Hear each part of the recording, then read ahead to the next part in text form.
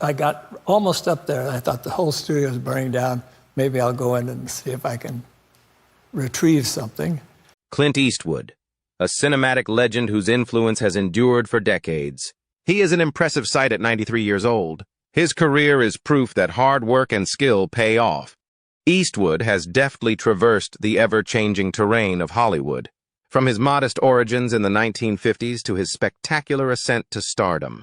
From humble beginnings as an aspiring actor to legendary status as an Oscar-winning filmmaker, his career is a tapestry of legendary performances and achievements on the silver screen.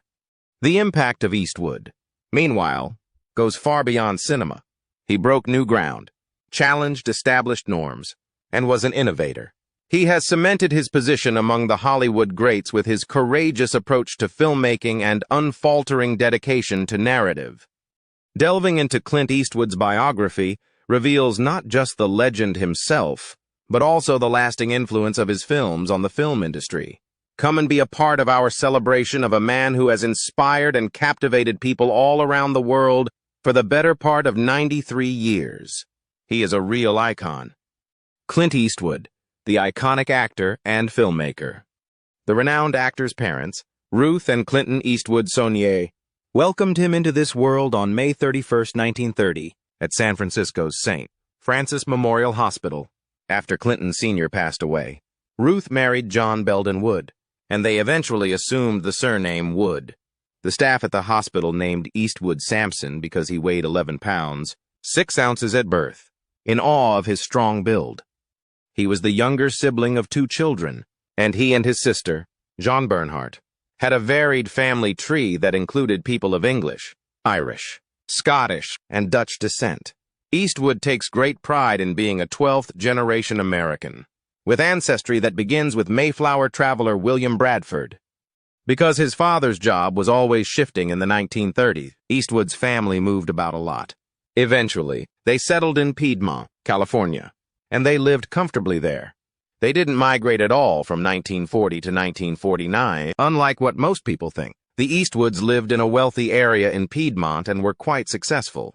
They had a pool, belonged to a country club, and both parents had cars. Donald Trump. As Jean Eastwood grew up, her father was a renowned executive in the manufacturing division of Georgia Pacific, and Ruth took a secretarial job at IBM. During his time at Piedmont Middle School, Eastwood had a rocky academic career that included summer school and a grade repetition due to his troubles with the curriculum. After a turbulent time in high school marked by several offenses, including improper behavior on school grounds, he was expelled from Piedmont High School. Biographer Patrick McGilligan notes the stringent legal secrecy surrounding high school records, thus nobody knows for sure whether Eastwood transferred to Oakland Technical High School or graduated. The author states that before choosing to be interviewed, Eastwood's school principal had to contact his management.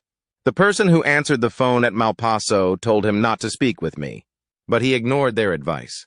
Even though the legendary actor's life has been full of ups and downs, he continues to inspire countless others. His meteoric rise to fame begs the question, how? Memorable military service. The well-known actor served in the military for a period of time prior to his arrival on the big screen, marking the beginning of his iconic presence. In the year 1951, Eastwood was recruited into the Army, which was taking place against the background of the Korean War. This was the beginning of a journey that would influence his life in ways that he could not have anticipated. Eastwood took up the duty of a swimming teacher when he was stationed at Fort Ord in California. He was responsible for teaching his fellow troops skills that were of great use. However, destiny interfered in a dramatic turn of events when he became a passenger on board a Navy AD-1Q torpedo bomber that had engine problems, which ultimately resulted in a terrifying crash off the coast of California at Point Reyes, which was dangerously close to his hometown of San Francisco. In a spectacular show of resiliency and bravery, Eastwood and the pilot negotiated the perilous waters and swam to shore, which was an astounding 2 miles distant. They did this while suffering the freezing conditions that taxed their stamina to its absolute limit.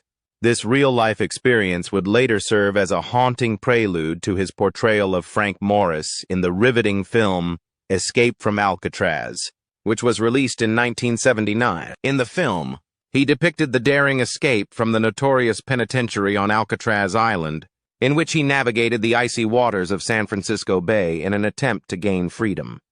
After being discharged from the military with distinction in 1953, Clint Eastwood began a path that would eventually lead him to worldwide renown and result in his making an everlasting impact on the world of film. Rough journey to stardom.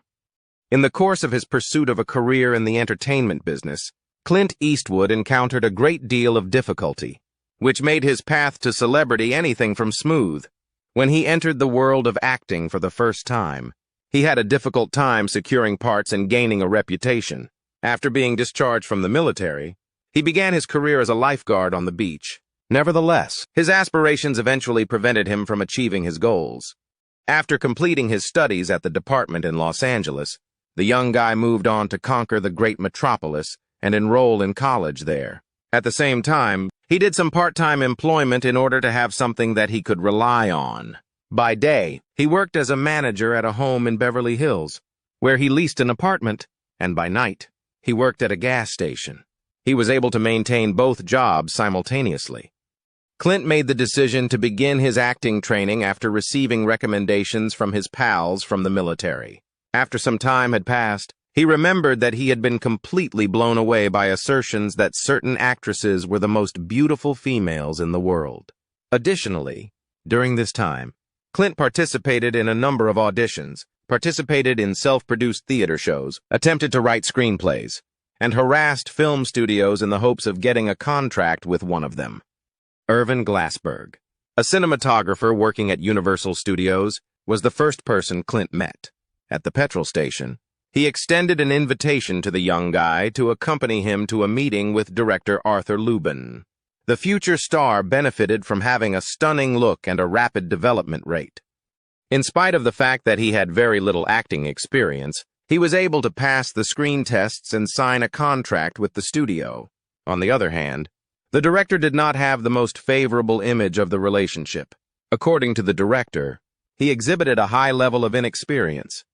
In addition to not knowing how to turn or where to go, he was also clueless about what to do. Because of this, the most important requirement for signing the contract was to take acting classes. In addition, Clint was presented with a small stipend of $100 each week. However, there are reports that claim it was just $75, but it was plenty to transfer to a new apartment that was located closer to the studio. In addition to the young guy, the home was occupied by other aspiring Hollywood performers, which allowed him to establish new friends and acquaintances. A similar lack of success was seen at the first gathering with the other members of the studio team. Clint had to pass a test on it in which he had to repeat the speech that Alan Squire had delivered in the film Petrified Forest, which was released in 1936. Additionally, in one of the sequences, he had to be nude in front of the audience. An employee of the studio remembers him by stating that he seemed to be a typical hillbilly, which is to say that he was thin, rural, and had a prominent Adam's apple. Additionally, he was a guy who spoke very little and was quite sluggish. It was the young actor's looks that were the source of the difficulty. Although he was too gorgeous for a minor role, he was not particularly handsome enough to play a romantic hero in films starring women. It was common practice for the studio to employ boys like Clint in order to occupy the space on the screening screen. After they allowed him to see the film of the audition, he came to the conclusion that he did not have a very nice appearance. In addition to a lack of expertise, Eastwood's work was also impacted by his poor reputation inside the business. It was in low-budget films with modest honorariums that he was cast in supporting parts. Among them were films such as Away All Boats in 1956, Revenge of the Creature, Francis in the Navy, and Tarantula, all of which were released in 1955. Due to the fact that the parts were so minor, the performers had almost no lines to say. Consequently, Clint played the part of an anonymous laboratory assistant in the movie Revenge of the Creature. This assistant magically found a rat that had been lost for some time. During the course of the movie Tarantula, he played the role of an Air Force pilot who was tasked with eliminating a massive bug. There was just a half-minute of screen time allotted to him in the drama Never Say Goodbye. which was released in 1956. Eastwood was able to feature in 8 different movies in only 2 years, despite the fact that his career was plagued by a run of poor luck. By that time, the actor had already shown his skills, which included a wonderful sense of humor and an incredible impact on women, both of which he would later put to use in his work.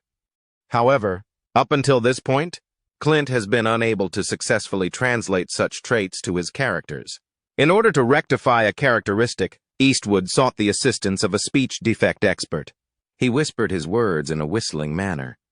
In spite of the efforts that were made, it was not feasible to rectify the problem. Nonetheless, as time passes, it will eventually become a characteristic of the actor. Moreover, Jack Coslin and Jess Kimmel were the instructors that Clint used for his acting training. The first success was achieved as a result of the efforts. After being brought to people's attention, the individual started getting offers for leading parts in movies. In the film industry, Clint became a popular choice for the role of a positive hero in westerns due to his attractiveness and impressiveness. Ambush at Cimarron Pass, which was released in 1958, had Keith Williams as one of the actors. After being attacked by the Indians, the film was an action movie that told the story of a group of cowboys and soldiers who worked together to protect themselves. Clint seemed to be quite dissatisfied with the outcome. According to what he claimed in an interview that took place in 1978, "It was so bad. I just kept sinking lower and lower in my seat." Considering that the film is among the poorest examples of the Western genre, the subsequent picture, The First Traveling Saleslady, was a collaboration between him and Carol Channing, and he had high hopes for its success. Nevertheless, it was not successful at the box office. His performance in the film Lafayette Escadrille, which was released in 1958, was just of a supporting nature. Afterward, Clint noted that they were producing a great deal of low-quality material, sometimes known as B-movies. "There was never a time when I did not portray a young lieutenant or a laboratory assistant, because he received offers for starring roles so seldom. The actor started to lose faith that his future would be better. In addition, my time spent working with the studio was brief. After a year and a half, Universal decided to cancel the contract that they had with him. It was suggested by the film studio executives that Clint had the incorrect appearance. His teeth and Adam's apple were 2 aspects of his appearance that the filmmakers did not like. It was something that Eastwood was not ready for. He continued to attend to auditions, exercise in the gym, and study acting despite the fact that there was nothing he could do about the situation. Despite the fact that Eastwood had finally landed his long-awaited lead part, the film turned out to be a low-budget Western that was so terrible that he chose to leave the project. The young guy worked at low-paying jobs in order to make money. He worked as a cleaner at a furniture business in addition to digging holes for swimming pools. It was a fortunate accident that spared him. While visiting a buddy at the studio of the CBS television network, Clint had the opportunity to participate in a meeting with one of the directors of the Rawhide series. In order to fill the supporting character of cowboy Rowdy Yates, he was seeking for a young guy who was suited for the part. Rowdy outlined the parts that the actor will play in the years to come. A lovely and admirable person who is a person of principle and who stays true to those ideals. Clint said that he did not find such a persona to be very engaging by any means. The leaders of the television network, on the other hand, found a new star for themselves in the initial episodes of the show. It was Clint who introduced a fresh cultural element to the play. By virtue of his strength, attractiveness, roughness, and proficiency in shooting and fighting, he immediately captivated a youthful audience for the series. At a later point in time, the actor fondly remembers that time period. Over the course of 7 years, from the very first episode to the very last, Clint was the host of the series. His pay of $600 had increased by a factor of 2 by the time the first season came to a close, and by the time the series was over, it had already reached 6 figures. The actor's life was profoundly impacted by the series, despite the fact that it did not achieve widespread popularity. During his time there, Clint began his interest in directing and started gaining an understanding of the film industry from the inside.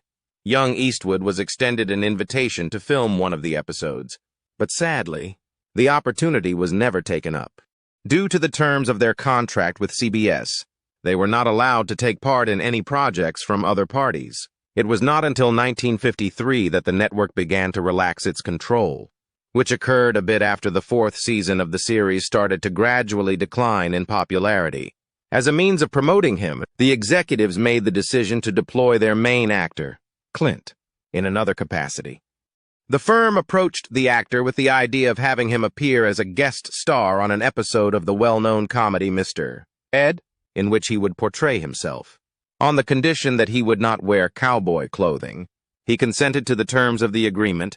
Nevertheless, Eastwood was not banking on being able to use this as an advertising. Despite the fact that the episode with the talking horse was just as bizarre as the rest of the episodes on the program, he joyfully passed the test and collected the money without making a sound. Clint was once again associating himself with the cowboy pictures that were being shown in theaters, and true success was waiting for him in the future. The works that he produced in the decades that followed would eventually give rise to a singular image of a laconic hero in westerns and action flicks. After seeing the actor in Rawhide, the Italian filmmaker Sergio Leone took note of him. He sent an invitation to Clint to participate in his latest endeavor, A Fistful of Dollars, which was conceived as a response to Akira Kurosawa's Yojimbo and evolved into the first installment in the renowned Dollar Trilogy. Leone was looking for a man with a lot of texture to play the main part, and she loved Eastwood. Eli Wallach and Lee Van Cleef were meant to be his co-stars in the shooting of the project. Clint was so repulsed by the part of the nice guy from Rawhide that he accepted Leone's offer, even if it was contingent on the fact that the filming had to take place in Italy and Spain, and that he also had to work on the series. The director Sergio Leone made the observation many years later that the only reason he gave Clint permission to play the main character in his films was that the actor had two facial expressions that were appropriate for the job, one with a hat and one without a hat. The director was taken aback by the gently moving way in which the actor performed. Throughout the whole production of the trilogy, the actor wore the same poncho throughout the entire process, and throughout that time, he refused to let anybody wash it. His use of it was similar to that of a talisman. A Fistful of Dollars was the first movie ever made, and it was released in 1964. The movie was a tremendous hit in Europe and the United States of America, despite the fact that it was subject to allegations of plagiarism in Asian nations. Spaghetti westerns are a subgenre of the spaghetti western genre, which was born out of this film, which had a budget of $250,000. Around the same time, Clint became famous for the first time. Consequently, it should not come as a surprise that they produced two sequels a few years later, starting with The Good, The Bad, and The Ugly in 1966 and costing a few dollars more than the first film in 1965. The character of the protagonist, who was mute and wore a poncho, cowboy boots, a cigarillo in his mouth, and had a morality that was murky, was a common thread that ran through all three films. The melody that serves as the film's primary motivation is widely regarded as one of the most identifiable tunes in the history of cinema. The actor's life was drastically altered as a result of this encounter. Because of the striking similarities between the picture and the source, Sergio Leone was eventually served with a lawsuit. It should come as no surprise that the coincidences and details come so close to being accurate. It is possible to see a similar montage rhythm and organization of activity in the picture of a solitary fighter. Consequently, the bouts start after a lengthy and dramatic wait, during which the camera focuses on every action and appearance of the competing individuals. By the way, Kurosawa prevailed in the court fight, and as a result, he was awarded $100,000 and 15% of the box office. However, the effort was well worth it. It was Sergio Leone and Clint Eastwood who made a significant contribution to the image of the Western genre, which had been on the verge of extinction by the early 1960s. They came up with the concept of a traditional Puritan hero who wears a hat and rides a horse. This hero is a complex of clear positive attributes and well-established cultural cliches. There are a few possible names that are suggested for Eastwood's character by other characters during the course of the trilogy. As a result, he is referred to as the guy who does not have a name in the movie. Empire magazine ranked him as the 43rd best cinematic figure of all time in the year 2008. While all was going on, his private life was in a state of active instability. Eastwood has always been able to catch the attention of a large number of ladies due to his height and physique, and he did not pass up the chance to make use of this. When he was mentioned in the media, the phrase womanizer was always used in conjunction with his name. When seen from a different angle, Clint Eastwood has garnered a legendary reputation due to the fact that he has been involved in a number of relationships throughout his life. These partnerships have been the focus of curiosity and investigation. Throughout his personal life, he has been involved in a number of big affairs and has fathered children with a variety of different women. Controversies surrounded the filmmaker. The legendary actor wed Maggie Jones for the first time in 1953 at the tender age of 23. Reportedly, Eastwood was not a devoted spouse when he became famous and wealthy in Hollywood. While dating his future wife, Eastwood admitted to a biographer that he had other girlfriends. Maggie Johnson was not Eastwood's first wife. He had an affair before they were married. The film director and actor Clint Eastwood allegedly had an affair with a young lady when he moved to Seattle. According to his biographer, Patrick McGilligan, they had a daughter, but she was placed for adoption after he got her pregnant. The public first learned about their daughter in 2018. During the premiere of Clint Eastwood's film The Mule, Seattle couple Clyde and Helen Warren adopted a girl named Lori Murray on February 11, 1954. Her son, Lowell Thomas Murray IV, claims that his biological grandma kept quiet about being pregnant and never talked to Eastwood again after their affair. Discovering that Eastwood was her biological father caught Lori off guard when she started researching her family tree. If you believe that Eastwood's affair with the young lady who remains anonymous was the only affair he had while married to Johnson, then you are completely incorrect.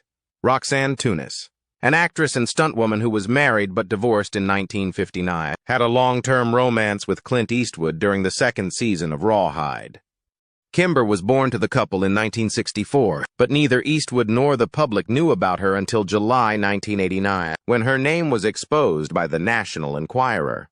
The rumor mill was going full steam ahead with this affair, with Eastwood's co-workers supposedly in the know about the pregnancy. In 1971, Eastwood told writer Tim Chadwick that he and Johnson don't believe in togetherness. Rawhide guest Barbara Eden added fuel to the fire by suggesting that the couple was living in an open marriage. Upon the conclusion of his romance with Tunis, and while continuing his marriage to Johnson, Eastwood began living with actress Sandra Locke in Page Wool, Arizona. During the filming of The Outlaw Josie Wales, they had no meaningful connection outside of their marriages at the time. Reportedly, Eastwood went so far as to say that he and Johnson had severed all ties. Alternatively, Gordon Anderson, Locke's openly homosexual closest friend, was Locke's husband, but their marriage was ill-conceived and never consummated. Their stories fit together like two pieces of a jigsaw. Despite his infidelity, Eastwood admitted to Locke that he was surprised by his desire for her. She Made Me Monogamous is the name of the actor's shamelessly made-up song about the incident. It was quite different from his previous relationships, even with his rumored 14-year romance with Tunis. Locke underwent tubal ligation in the late 1970s, and the couple had 2 abortions before they never had children. Unsettlingly, Eastwood continued to secretly maintain many maintenance relationships even while they were living together. Locke stayed married to Anderson, but their relationship naturally deteriorated following Eastwood's ultimate divorce from Johnson. Locke claims that she was prepared to file for a divorce from Anderson had Eastwood consented to the couple's therapy, but he refused. When they broke up in 1989, Locke claimed that Eastwood had changed the locks on their house and taken all of her possessions, leading her to suit for palimony. Although they reached a settlement, it was clear that she was still short since she refiled a fraud complaint in 1995, which they also resolved amicably. And that's not done yet. Jocelyn Reeves was a flight attendant who had an affair with the famed actor when he was still living with Sandra Locke. Scott, a son, was born to him in 1986, and Catherine, a daughter, was born to him in 1988. It wasn't until an article surfaced in the Star tabloid in 1990 that their romance was revealed. Additionally, there was Frances Fisher, an actress that Eastwood first crossed paths with in 1988 while filming Pink Cadillac. They went public with their 2-year, non-exclusive, intermittent romance. Francesca was born to the couple in 1993, and they raised her together. Problems on Eastwood's end led to the breakup in 1995. It would seem that his controversies extended beyond women. When Clint Eastwood directed American Sniper, it sparked a lot of political discussion as well. Those who thought the film glorified war unleashed a torrent of criticism. The film was the subject of severe criticism, which in turn sparked passionate discussions. Despite the director's best efforts, his detractors remained unconvinced despite his defense of the picture in many interviews. He made it clear that he was not trying to promote or advance any political ideology with the film. Rather, he aimed to show the realities faced by professional soldiers, naval people, and others who serve for certain purposes. Essentially, Eastwood wanted to show the world how people really felt when they had to make the tough decision to join the military. Bradley Cooper's performance as American Sniper's protagonist, Sniper Chris Kyle, was a major focus of critical acclaim. Kyle had spoken out about his extreme beliefs, calling the enemies savages and horribly nasty. Some viewers saw this as an endorsement of Kyle's beliefs, which was not the case. Indifferent to the complaint, he maintained that the audience had a misunderstanding of the film's intent. He firmly stated his opposition to war and his disapproval of violence. In addressing issues of war and conflict, he emphasized that countries must carefully assess their options, stressing the significance of self-defense. On the other hand, he was rather vocal about his disapproval of violent conflict. Despite the debate and different takes on the films, Eastwood had no intention of promoting any political or ideological position. Rather, he wanted to highlight the difficulties and sacrifices of military service. Eastwood has been the subject of criticism. Many of Eastwood's internet admirers felt he had given his official stamp of approval to then-President Trump, and many took offense to his statements. He hadn't officially endorsed Trump, but he had spoken nice things about him before. His political attitude became a topic of public controversy as a result of this. When things reached a breaking point in 2019, a meme circulating online erroneously claimed that Eastwood had endorsed Trump for president, quoting him as saying, "I am endorsing Mr. Trump for president." Having said that, Eastwood never really said that. He didn't officially support a candidate in 2016. However, he said he preferred Trump over Hillary Clinton. "The best thing we could do was just get Mike Bloomberg in there," Eastwood said of Democratic candidate Michael Bloomberg in 2020, when he switched his support to Bloomberg. He went on to say that he agreed with Trump on several issues but was unhappy with his conduct, especially on social media. Clint Eastwood has been misunderstood and misrepresented in many settings due to his journey into politics and his changing viewpoints. In McGilligan's account, the legendary actor and director was portrayed as someone who would resort to extreme means to satisfy their insatiable need for power. The fact that Eastwood was known for breaking contracts with workers he felt were trying to undermine his authority was a major part of this depiction. Statements made by those who had worked with Eastwood lent credence to the idea that he was a dominating and overbearing personality. As an example, a former producer was cited as suggesting that the Los Angeles Coliseum would be the perfect venue for a gathering of all the individuals that Clint had wronged. In light of this assertion, it seems that Eastwood's choices and actions had a detrimental effect on others in his immediate vicinity on several occasions. This evaluation was, however, strongly contested by Eastwood himself. When questioned in an interview with CBS News whether he wanted to be in charge all the time, he denied it. He added that he valued the input of all parties engaged in his initiatives and did not strive for absolute control. As an illustration of his collaborative style, he mentioned his work as a producer, director, and composer for the film Million Baby. Success. Outside Hollywood.